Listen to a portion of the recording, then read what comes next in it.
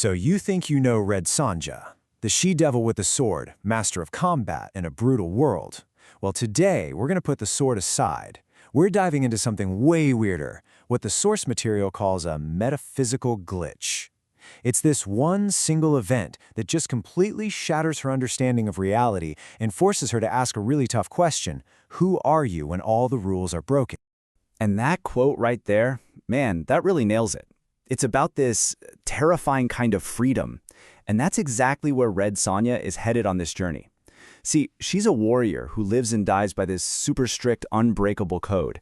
But what happens when that code, the very physics of her world, turns out to be, well, wrong? She's about to find out. Okay, so to really get why this completely messes with her head, we gotta first understand her world. We're talking about the Hyborian age. It's a brutal, primal place, right? And Sonja, she hasn't just survived it, she's mastered it by mastering its laws. She's like this pillar of honor in a world where everything, and I mean everything, is about clear, tangible consequences. Think of it like this. Her whole philosophy is what you might call Newtonian consequence. It's kind of beautiful in its simplicity, but also just completely brutal. For every single action, there has to be an equal and opposite reaction. You do a favor, you get one back. You do someone wrong, you pay for it. There are absolutely no loopholes, no get-out-of-jail-free cards. It's just a perfect transactional system of honor. So her code, it really boils down to three main things. First up, blood and payment. Debts aren't just ideas. They're real, tangible things that have to be settled. Second, honor and obligation. A life debt. They call it a boon. That's not just a favor, it's a binding contract on your very soul. And last but not least, martial pragmatism. Her world makes sense because value is real. You can touch it. It's measured in cold, hard steel and shiny gold. Right, so you have this perfectly ordered, predictable world. And then in walks the glitch, Jack Sovereign. This guy, he's not just from another town. He's operating on a completely different metaphysical level. He's not here to break the rules. He's here to show that the rules don't even exist for him. He's a self-made will, forged in a void where ideas like debt and honor, they just don't mean a thing. And this is where it all comes to a head. Look at this. For Sonja, a debt is a sacred, unbreakable promise. To Jack, it's a dead concept, something for people trapped in a ledger. Sonja sees reality as this rigid system of cause and effect. Jack believes a strong enough will can just create its own reality out of thin air. You can't get more opposite than that. These two worldviews just cannot coexist. So how do these two meet? Well, how do people usually meet in the Hyborian age? Violence, of course. They're forced to team up against these horrific soul golems, nasty things powered by stolen life. And in the chaos, the unthinkable happens. Jack saves Sonja's life. And just like that, she owes him. She owes him a life debt. And this, right here, is where the first crack appears in her reality. Now we really gotta hammer this home. For Sonja, a boon isn't just saying thanks, man. No way. It is a literal metaphysical weight on her soul. It's a binding contract. An unpaid debt isn't just awkward, it's a stain on her honor, on her very integrity. It's an imbalance in the universe that her entire being just screams to fix. So here's the big question. What do you think happens when this warrior, who lives by this code, tries to pay her debt, and the guy she owes just refuses? Says, nah, I'm good. What happens when he literally just walks away from the whole equation? The result? It's exactly that, a metaphysical glitch. For a woman who lives and breathes blood and payment, getting a gift of gratitude from a being she sees as having boundless avarice, it just doesn't compute.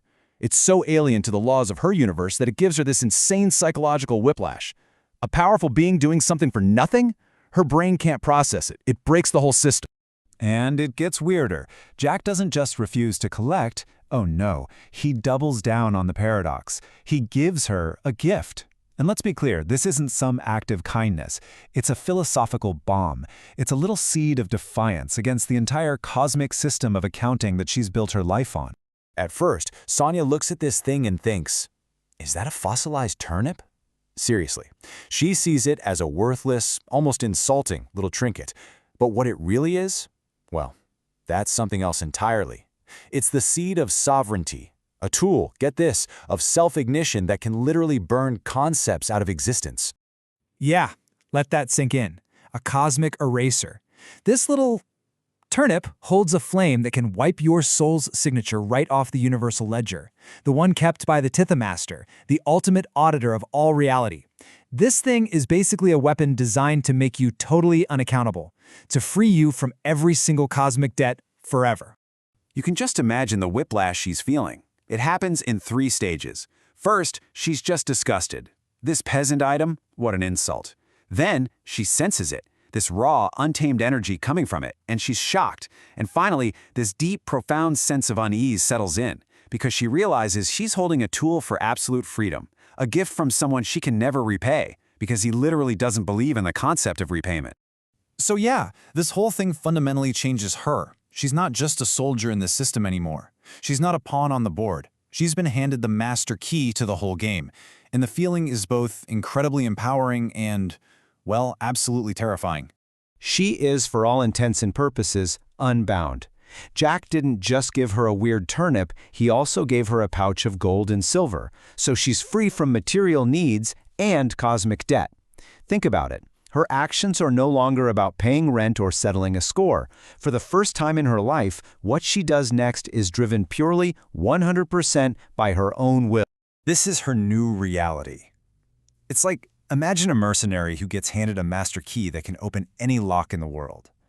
She's grateful for the power, obviously, but she's also terrified because the thief who gave it to her just walked away without asking for a single coin. She's got all this power, but she's still carrying this unpayable debt, always wondering, is that other shoe ever going to drop? This analogy from the source is perfect. It's like a super meticulous accountant who's lived her whole life by this perfect balanced ledger. Then some chaos magician waltzes in and hands her an eraser that can delete any entry in the book, even her own name. She's left standing there in the void. And that brings us right back to the beginning, doesn't it? A soul that belongs nowhere. Jack has completely shattered her code, unmoored her from her reality. So now she has a choice. Does she try to stay a pawn of consequence, or does she embrace this terrifying freedom and become anything? So in the end, Sanja is left with this one haunting question. And it's not just for her, it's for all of us, really. When all your debts are finally paid, when all the rules you live by are gone, who are you? What's left?